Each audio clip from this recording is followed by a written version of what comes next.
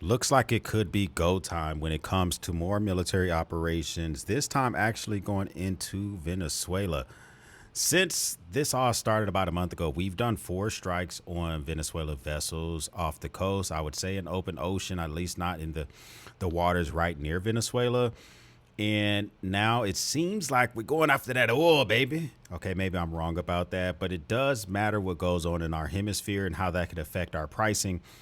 And it looks like that we may be at the point where it's actually go time for us to do further military operations in the Caribbean area. It's so crazy because as we think about the prospect of all this type of stuff, Venezuela did not come up on my bingo card for 2025. But recently we got some news that President Trump called off all diplomatic outreach efforts to Venezuela. News to me, okay, because anytime we have diplomatic outreach efforts, I feel like that's always something we hear about through scuttlebutt. For instance, I would not be surprised if we are having some type of diplomatic talks with Gaza in an effort to end the war versus Israel. I wouldn't be surprised if there was some type of diplomatic talks with Iran for their nuclear weapons. It completely surprises me and just completely just throws me for a loop when I hear that the president has called off all diplomatic outreach efforts in Venezuela, says a U.S. official.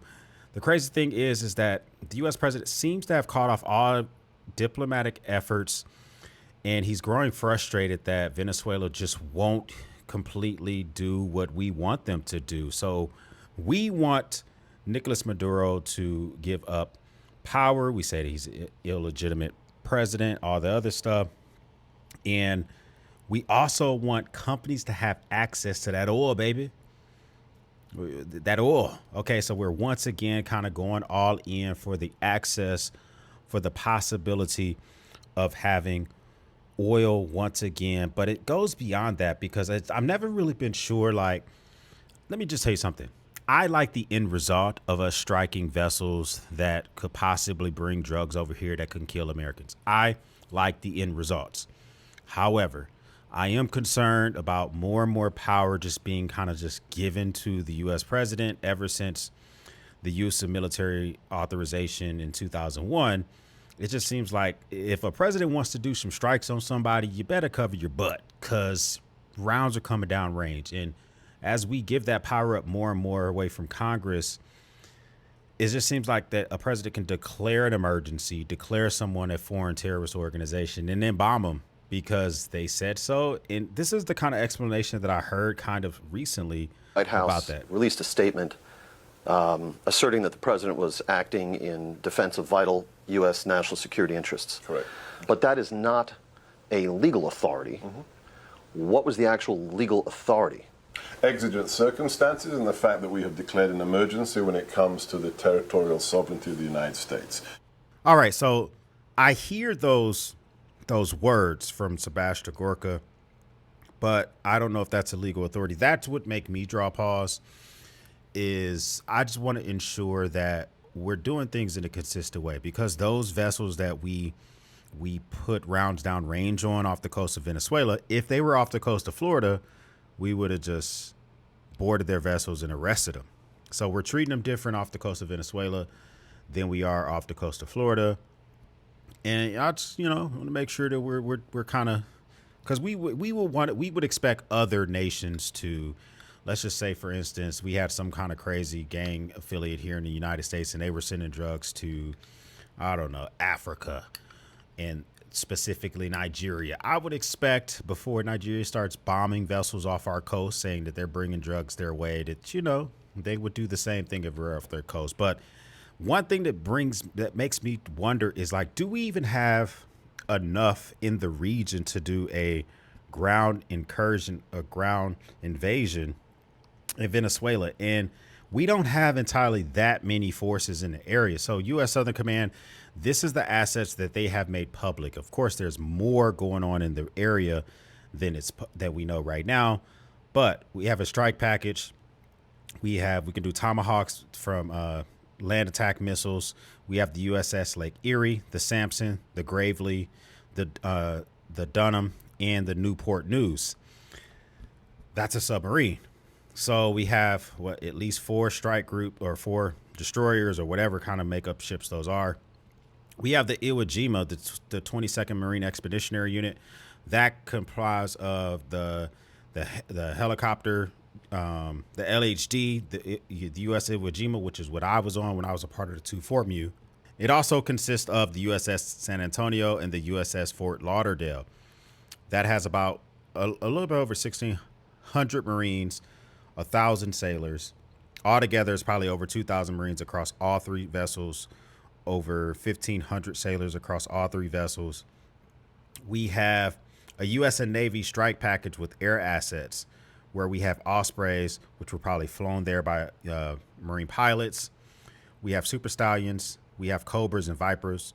We have Pegasus, or the aircraft that can refuel other aircraft in KC-46s. We have F-35 Lightning.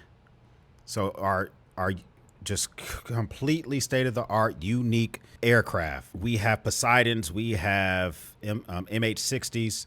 We also have other naval vessels that aren't necessarily a part of an expeditionary package, which is we have the Coast Guard, we have combat ships, we also have support staff, that merchant mariners, et cetera, et cetera.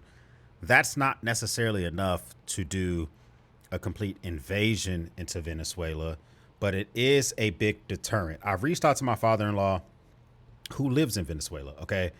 And they are concerned in the area. So last time I talked to him, that the thing is that Venezuela is trying to get help from other nations in the hemisphere. They're reaching out to Cuba. They're reaching out to Nicaragua. They're reaching out to Colombia, but they're also trying to get support from Russia, China, and Iran. Like, they're trying their best to do as much as they can to get support. They are bringing up old people from the fields and making them a part of the military. It looks like we have a lot of assets in the area, and the way that Venezuela's moving, you would be led to believe that we are ready to completely invade, get Nicolas Maduro out there, get access to that sweet, sweet oil, baby. But we're not quite there yet.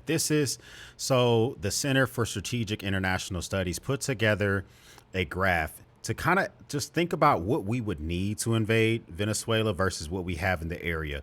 So on the left is the number of troops actually in the area. On the right is the number of troops that is believed to be needed for a ground incursion.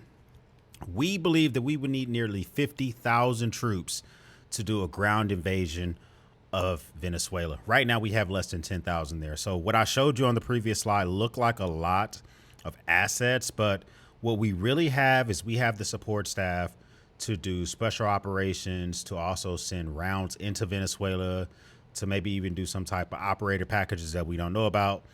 But, you know, we have a little bit over 10,000 when it comes to sailors. Or we would need over 10,000 when it comes to sailors. We would need over 10,000 Marines.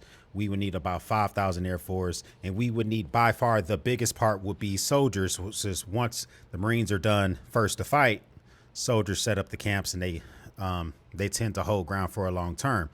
Well, if you look on the graph on the left, right now we have about 3,500 Marines in the area. We would need 10,500. We have about 3,400 sailors in the area. We would need 12,000. And it's about 300-ish Air Force in the area.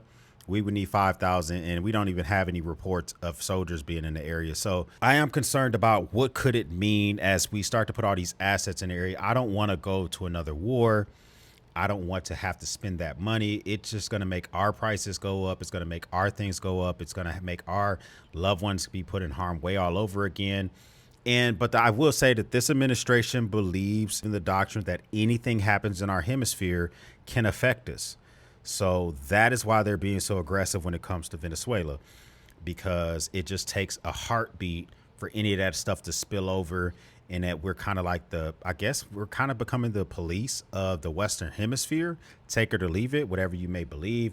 Me personally, I am concerned about what does it mean for us to not necessarily have the legal authority to do these strikes. But I like the end results because if less drugs are being brought in here, if those cartels are nervous to bring the drugs in here because they're worried about getting yeeted out the water, that's a good thing.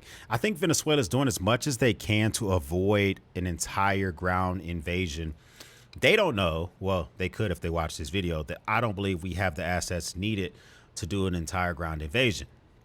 But they're still doing things to keep in good graces with the United States. The Venezuela thwarts a false flag terror attack against the United States Embassy in Caracas, Maduro says. He sends out one of his military chiefs through his back channels. They tell the U.S., hey, listen, okay, somebody was trying to, do some bad things to your embassy here in our country, but we stopped it.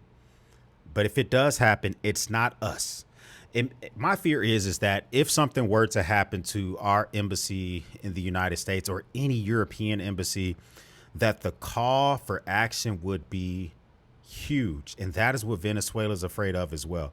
Because if they can show like, hey, listen, we thwarted an attack against your embassy. If it happens, it's not us. We don't want the smoke. They didn't say we don't want the smoke part, but that's what I believe that could mean. Venezuela has alerted the Trump administration of a foil false flag operation threatening to target the U.S. Embassy in Caracas with explosives. President Nicolas Maduro announced that he believes that the threat came from terrorists in extreme sectors of the local Venezuelan right. Here's the thing. We want a couple of things. We believe that Nicolas Maduro is an illegitimate leader of the country. We want him to step down. There's also a huge bounty on his head. We want him to come to the United States to face those charges. And finally, we want access to that oil, baby. No, really, those are the three things that we want. And we could get those without even setting foot in Venezuela. But that could cost a lot of stuff for us. If we disrupt the market, steel comes out of Brazil, soybeans come out of Brazil. We just gave a bailout package to Argentina. Venezuela has a ton of oil. That could disrupt the market, that if they're not able to push their oil to other countries and those countries now have to get oil from the Gulf states, and that could make us pay more. So I'm bringing this story to your attention to say that always think about your prep. Always think about how things around you could affect you, even if it's not yet happening as it stands right now. But I do not want to say I told you so when it comes to Venezuela. But if I got to, I will. First time stopping by, hit the subscribe button. I would love to have you part of the battalion. If this is not your first time stopping by, well, thank you once again for watching me run my grape. For everyone else, we'll speak soon.